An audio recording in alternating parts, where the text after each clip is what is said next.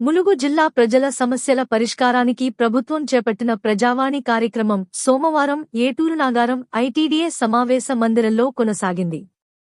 ఈ సందర్భంగా నిర్వహించిన ప్రజావాణి, గిరివాణి, గిరిజన దర్బార్ కార్యక్రమంలో జిల్లా కలెక్టర్ దివాకర టి.ఎస్. స్వయంగా హాజరై ప్రజల నుండి దరఖాస్తులను స్వీకరించారు. ఈ కార్యక్రమానికి వివిధ గ్రామాల నుంచి పెద్ద ఎత్తున ప్రజలు హాజరై తమ సమస్యలను కలెక్టర్ దృష్టికి తీసుకువచ్చారు. ముఖ్యంగా భూమి, ఆదాయ, నివాస ధృవపత్రాలు, పింఛన్లు, రేషన్ కార్డులు, ఆరోగ్య సంబంధిత సమస్యలపై ప్రజలు వినతిపత్రాలు సమర్పించారు. జిల్లా కలెక్టర్ దివాకర టి.ఎస్.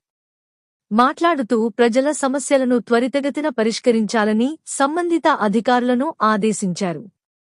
ప్రతి దరఖాస్తును సమగ్రంగా పరిశీలించి అర్హత ఉన్న వాటికి వెంటనే చర్యలు తీసుకోవాలని సూచించారు.